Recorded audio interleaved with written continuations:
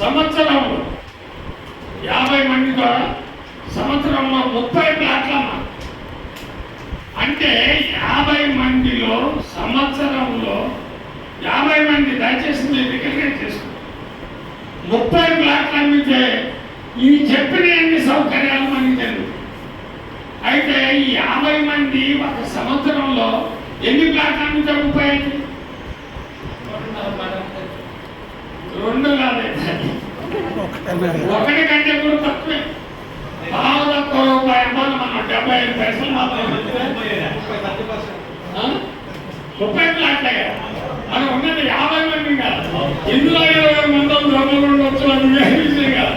ఉన్న 30 మంది 12 నెలల్లో మీరు మన కంపెనీ దగ్గరికి తీసుకుపోయి మీరు అమ్మించగలిగితే ఈ ఇచ్చిన మొత్తం ఉచిత సౌకర్యాలని కూడా మన టీంకి చెందుతాయి.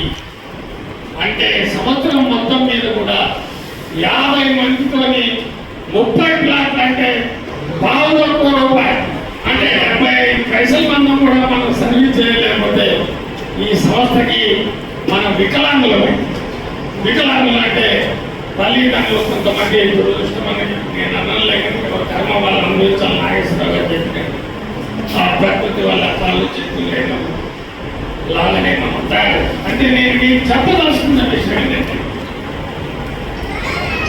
మనం గుట్టల్ని పగలగొట్టి నేషనల్ హైవేస్ చేస్తా ఉన్నాం కదా, సముద్రంలో దిగి గ్యాస్ కనిపెడతా ఉన్నాం కదా, పెట్రోల్ కనిపెడతా ఉన్నాం కదా, ఆకాశంలో రోడ్డు విమానాలు నడుపుతా ఉన్నాం కదా, బాణాలు తీసేసి విల్లనమ్ములు తీసేసి బాంబేసి 100 మైళ్ళలో ఉన్న శత్రువుని చంపుతా ఉన్నాం కదా. ఎవరు ఎక్కడ చేసేది? మనుషులమే కదా. మరి మనం 12 నెలల్లో ఒక్క ప్లాట్ అమ్మకపోతే మనం ఏ కేటగిరీ తీసుకోవాలి? 12 నెలల్లో బాంబులు వేస్తా ఉంటే, గుండెలు తీసేస్తా ఉంటే, కళ్ళు కళ్ళు పెడతా ఉంటే, లివర్ బిండి పెడతా ఉంటే, కాళ్ళు మొత్తం తీసేసి వాళ్ళ మోకాళ్ళు కూడా అమర్చే ఈ టెక్నాలజీ పెరిగిన ఈ నూతన ఈ 11 days లో మన ఆటని నువ్వు కన్వెన్స్ చేయాల్సిన అవసరం లేదు, నువ్వు కన్వెన్స్ చేసే బాధ్యత లేదు. ఓన్లీ నువ్వు కొండగట్టన్నా మాకు దీనికి HMDA పర్మిషన్ ఉంటుంది, మాకు దీనికి HMDA పర్మిషన్ ఉంటుంది. దీనికి DTCP పర్మిషన్ ఉంటుంది. అంటే DTCP అంటే director of country and town plan. DTCP అంటే దాని రేరా ఉంటుంది. రేరా ఉంటే రియల్ ఎస్టేట్ రెగ్యులేటరీ అథారిటీ దాని పర్మిషన్ కూడా ఉంటుంది. ఖమ్మంలో మనం అమ్ముతున్నాం కాబట్టి సూడా అనేది కూడా ఉంటుంది. సూడా అంటే స్తంభాద్రి అర్బన్ డెవలప్మెంట్ అన్నమాట. ఇక దీంట్లో మనకి మోసం ఉందా? లేదు. వాళ్ళు చూపిస్తున్నాం, అది మోసం లేదు. నువ్వు ఒక స్కూటర్ మీద తిరుగుతామంటే 10,000 ఇస్తున్నాం, దీంట్లో మోసం లేదు. 10 మందికి తీసుకొస్తా 2 కార్లు పెట్టి వాళ్ళు చూపించడానికి తీసుకొస్తాం, దీంట్లో మోసం లేదు. ఆగలేకుందంటే ఆనందం పెడుతున్నాం, దీంట్లో కూడా మోసం లేదు. మరి మన చేద్దామా